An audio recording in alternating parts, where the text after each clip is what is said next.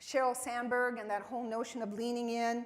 See, I think it's more than leaning in, especially in the post-Hillary Clinton era. I think our job is to step up and stand out.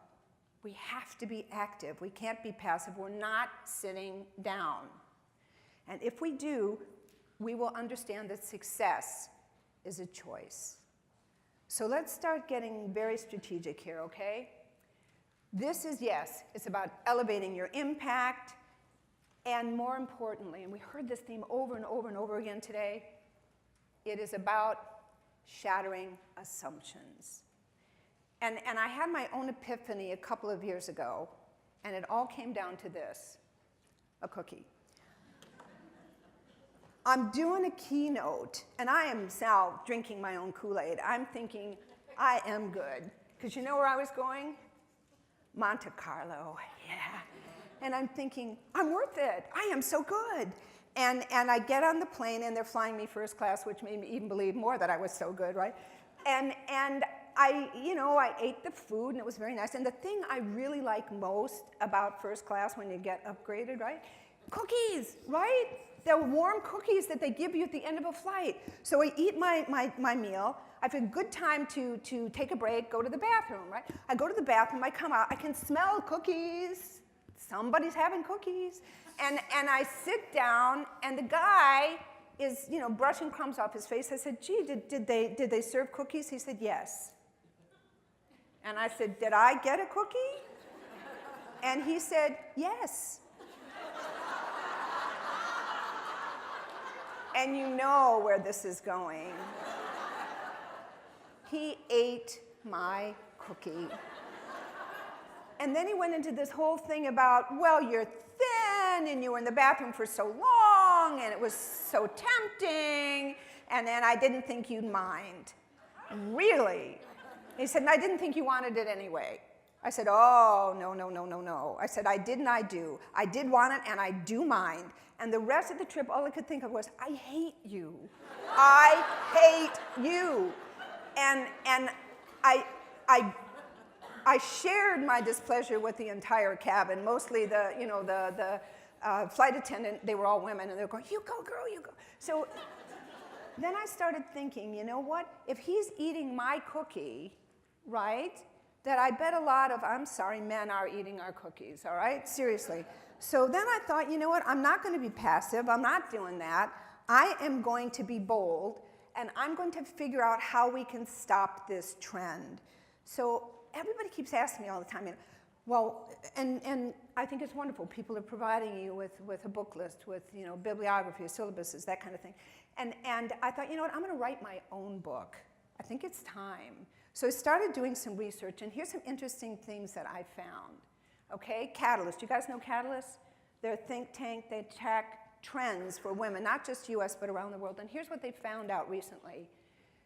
No news is bad news. Women's leadership still stalled in corporate America. Ouch. Here's what else they found. Women feel men are better at networking. We, I think, are good at chatting, but are we really strategic when we network? What do we do with those relationships? And then finally, and I think this is really true, women feel men are better at taking credit. Right? Have you noticed that? Mm-hmm. We'll be talking about that. So first and foremost, you've heard this before, please embrace it. Hope is not a strategy.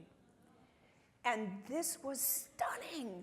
It took me 2 years to research this book. This was stunning. Here's what I found out. In interviewing even women who were successful, that when I talked to them about personal advancement, they referenced hope twice as much as their male counterparts. Isn't that interesting? I hope I get recognized. I hope I get the next promotion. I hope I get on well with my new boss. Really? No, you cannot rely on hope. Hope is fickle. So you have to flip that. If hope's not a strategy, guess what? You cannot be Cinderella, right? See, she had a fairy godmother. You don't, right? Accept it. And here's the truth. Look at this. Success is a planned event. That's what I mean about being accountable. All right, so let's start talking about this. Okay. I've written 2 books in my life. One was easy, one was hard. The first one I wrote was Be the Brand. It was easy. I got it. I understand how to be a brand. We're going to talk about that now. The next one I wrote, Your Ultimate Success Plan, was harder because it required a lot of strategy.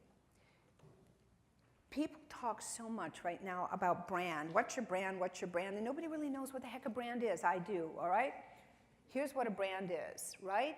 A brand is equity. It's your reputation. It's the way people perceive and receive you. And it has to do with three things. First, you define it. Who are you? Then you design it. How do you want to show up?